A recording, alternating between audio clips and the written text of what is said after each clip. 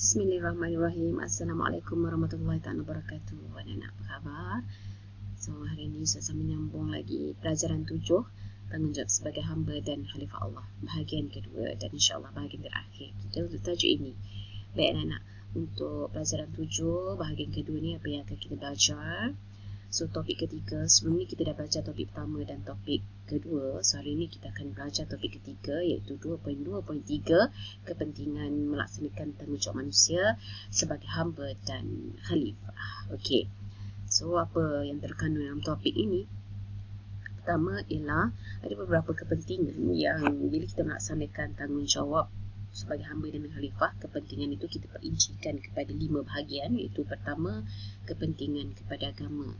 Iaitu dari sudut agama, kepentingan bila kita melaksanakan tanggungjawab sebagai hamba dan khalifah ini ialah syariat dan undang-undang Islam dapat dilaksanakan. Maksudnya syariat dan undang-undang, bila kita dah jadi kita jadi betul-betul kita buat laksanakan sebagai hamba dan khalifah, memang kita akan laksanakan syariat dan undang-undang Islam. Sebab kita faham konsep yang kita mula belajar masa dalam video yang pertama tu ialah sebagai hamba kita perlu mentaati dan meninggalkan semua larangan Allah. Dan bila kita sebagai khalifah, kita mentadbir dan memakmurkan bumi, kita akan menerima syariat dan undang-undang Islam sebagai undang-undang yang kita yakin dapat menjamin kemaslahatan untuk semua. Okey, yang kedua, kepentingan kepada agama. Bila kita menjadi hamba dan khalifah, kita buat betul-betul rakyat akan berpegang teguh dengan ajaran Islam yang sebenar. Sebab konsepnya ialah mengabdikan diri kepada Allah Subhanahu Wa Taala, iaitu dengan melaksanakan segala perintah Allah dan meninggalkan segala larangan Allah. Mana mungkin orang yang tidak melaksanakan dan tidak yang meninggalkan larangan Allah itu tidak berpegang teguh dengan ajaran Islam yang sebenar, betul tak? Jadi oleh kerana itu, kepentingan dari sudut agama, lahirlah rakyat yang berpegang teguh dengan ajaran Islam yang sebenar.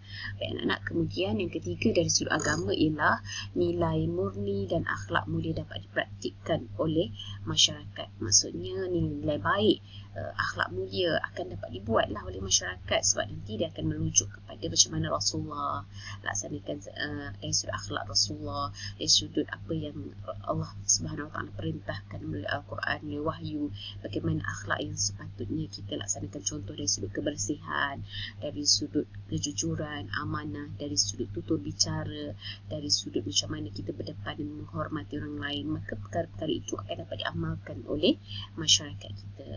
Iaitu kesan daripada sudut agama. Seterusnya kita tengok kepentingan dari sudut pendidikan. Akan lahir masyarakat madani yang bertakwa. Kita nak masyarakat madani yang bertakwa, itu masyarakat yang memang takut kepada Allah Subhanahu Wa Taala. Dia akan usaha untuk mendinding diri dia daripada melakukan perkara-perkara yang mungkar. So akan lahirlah masyarakat madani. Masyarakat madani itu kita akan tengok lepas ni dalam glosari ya. Okey, yang kedua ialah masyarakat mendapat pendidikan rohani, fizikal, mental dan emosi yang seimbang.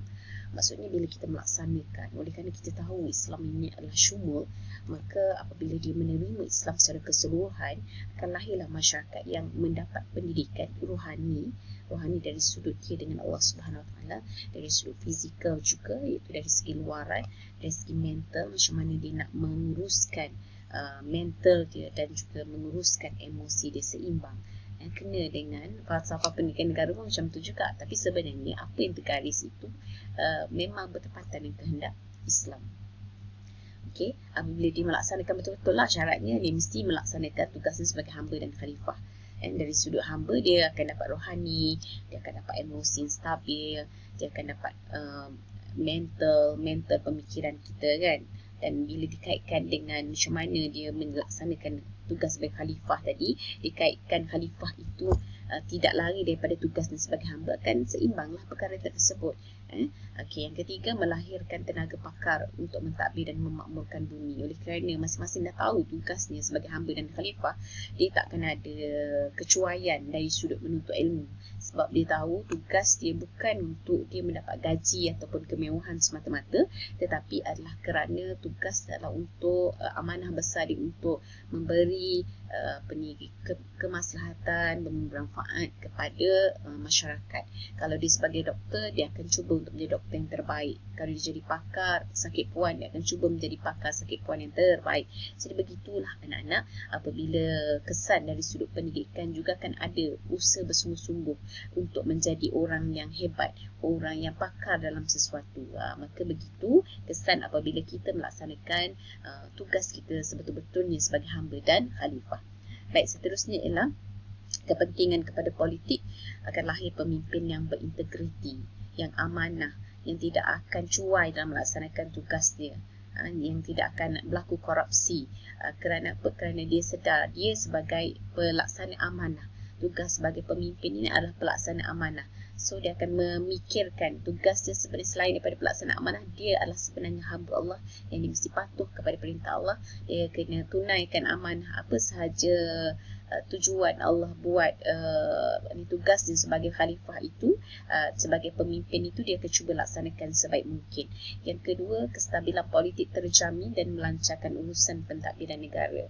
Kita dapat lihat daripada beberapa siri sejarah macam mana semasa zaman Khalifah Umar Al-Khattab, Umar Abdul Aziz, dan pada masa pemerintahan kerajaan Abbasiyah, Uthmaniyah, pemerintah-pemerintah yang tidak lari daripada agama, kita dapat melihat kecemerlangan dan kegemilangan dari sudut pemerintahannya, kerana tidak meninggalkan agama dalam pentadbiran. Akan ada berlakunya kestabilan politik, rakyat pun dapat mengecap nikmat daripada pemerintahan yang adil dan juga berintegriti itu. Yang ketiga, negara pastinya menjadi aman dan sejahtera. Itu yang kita nak kan, apabila kita betul-betul melaksanakan tugas sebagai hamba dan khalifah, pastinya keamanan dan kesejahteraan menjadi milik kita bersama. Baik, seterusnya ialah kepentingan kepada ekonomi. Ekonomi akan maju pesat ialah sebab pengalihan zakat secara telus, adil kan.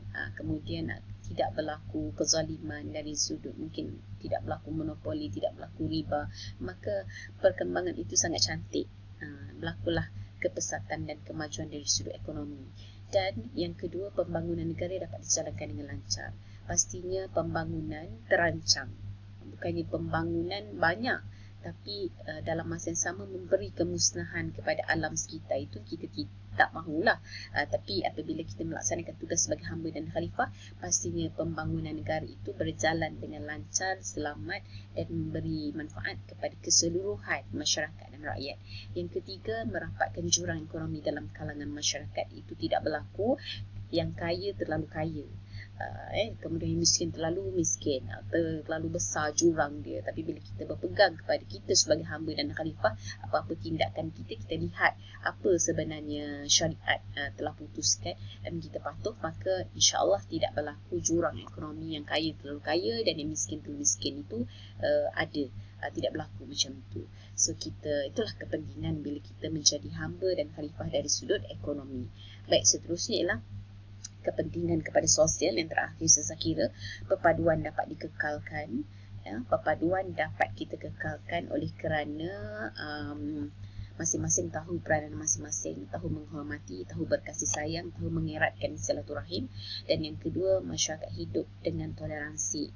Maksudnya tolak ansur. Mungkin hidup pelbagai kaum, tetapi ada tolak ansur antara satu sama lain dan saling menghormati antara bangsa, antara sesama bangsa, antara sesama kaum. Tidak berlaku penghinaan, tidak berlaku orang kata tidak tahu hak masing-masing.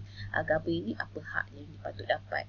Itulah keuntungan yang kita akan dapat bila kita benar-benar berpegang kepada tugas kita sebagai hamba dan khalifah, yang mana kita benar-benar mengabdikan diri kepada Allah atas apa sahaja perintah dan meninggalkan segala larangan Allah. Dan yang ketiga, pastinya wujud keharmonian dalam masyarakat, kerana cerita sosial ini berkait dengan masyarakat. Baik anak-anak, seterusnya ialah glosari. Tadi saya dah sebut perkataan madani, iaitu dalam dalam kepentingan dari sudut pendidikan, itu melahirkan masyarakat madani yang bertakwa. Apa yang dimaksudkan dengan madani? Madani maksudnya masyarakat dan generasi yang maju, tapi maju dari pelbagai sudut, iaitu dari sudut pemikiran, kecerdasan, maknanya pandai-pandai semuanya, maju dari sudut kerohanian, iaitu tidak meninggalkan agama, masih lagi ada peraturan, ada garis yang menyekat kita daripada kebebasan yang terlalu mutlak, dan maju dari sudut kebendaan. Mungkin pembangunan pun sama rancak dengan kita punya akhlak, sama rancak kita dengan kemajuan akhlak, kemajuan pemikiran. Bagi itulah adalah masyarakat madani kita harapkan akan berlaku bila kita berpegang kepada pelaksanaan tugas kita sebagai hamba dan khalifah Allah Subhanahu Wa Taala. Begitu anak-anak, boleh anak-anak. Okey, seterusnya, punca pengabaian tanggungjawab manusia sebagai hamba dan khalifah pastinya kerana tidak berpegang dengan syariat Islam, tak ikut undang-undang Islam. Yang kedua, mengabaikan pendidikan, mengabaikan pendidikan, tak belajar, malas belajar, tak tahu banyak ilmu. So bila kita tahu banyak ilmu, sebenarnya dia menyebabkan ilmu itu membawa kita kepada lebih orang kata sedar dan lebih berakhlak. Okey, yang ketiga, kelemahan urusan pentadbiran dan salah guna kuasa, berlaku tidak amanah, berlaku korupsi, maka berlakulah kegagalan kita dalam melaksanakan pengabaian tanggungjawab kita ni, sebab kita malas dan kita lemah dari sudut urusan pentadbiran dan kita banyak tidak jujur, tidak telus dan korupsi.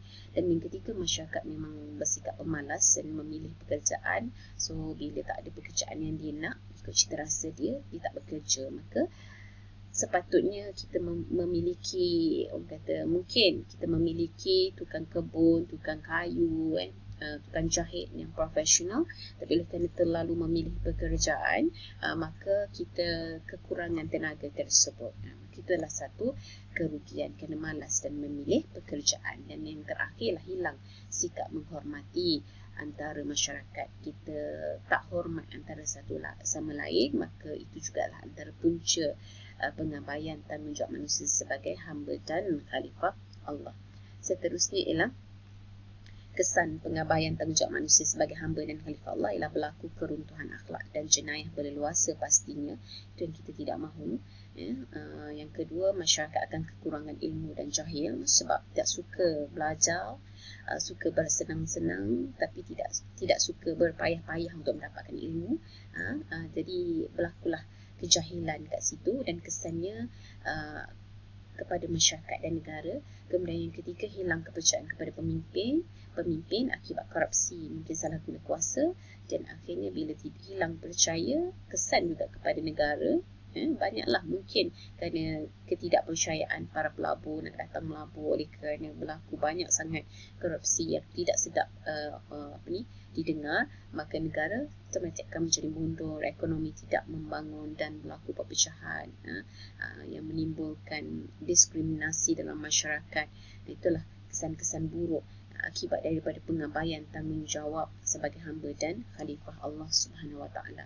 Baik, seterusnya ialah topik keempat, tindakan sebagai hamba dan khalifah Allah. Apa tindakan yang kita perlu lakukan?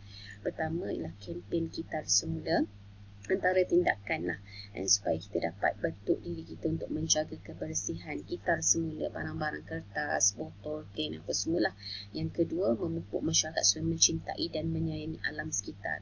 Itu ada kaitan dengan tugas kita sebagai khalifah. Kita sayang, kita nak guna lama, generasi akan datang juga nak guna kita punya alam sekitar ni, so kita kena pupuk daripada sekarang. Okay, yang kedua ialah melatih diri menjadi pemimpin yang baik. Kalau dari sudut kursus kepimpinan sekolah, kita buat tindakan apa? Kursus kepimpinan kan. So dapat melatih diri menjadi pemimpin yang baik dan mengamalkan amar ma'ruf dan nahi mungkar. Okay, yang ketiga, kem jati diri. Kem jati diri ni kita lakukan, anak-anak mungkin pernah join. Dia dapat bentuk keyakinan diri dan kekuatan rohani. Sebab dalam jadual masa kem tu akan ada cara untuk kita berkomunikasi, cara untuk kita mendisiplinkan diri, kita kena patuh dengan jadual yang diberi, kan? Kita ada kerjasama. So itu membentuk kekuatan diri, keyakinan diri dan kekuatan rohani. Dan mungkin melalui ceramah-ceramah yang ada dalam kem jati diri itu dapat memberi kesedaran kepada kita tentang tugas kita sebagai hamba dan khalifah Allah. Dan yang ketiga, bengkel kemahiran dan inovasi, menjana pemikiran kreatif dan kritis. Kita boleh menjadi lebih kreatif dan kritis. Kita dapat gunakan akal kita untuk mencipta sesuatu yang dapat dimanfaatkan oleh orang lain. Dan yang ketiga, dapat memupuk persefahaman antara murid. Dan Alhamdulillah telah selesai topik kita yang kedua. Ustazah kejar masa sebab apa? Sebab Ustazah nak pastikan dalam masa 15 minit video Ustazah ni, insyaAllah. So kita sambung dengan latihan, sedikit latihan untuk menguji kefahaman kita. Mudah-mudahan bermanfaat untuk anak-anak semua. Jumpa lagi anak-anak. Bye. Assalamualaikum.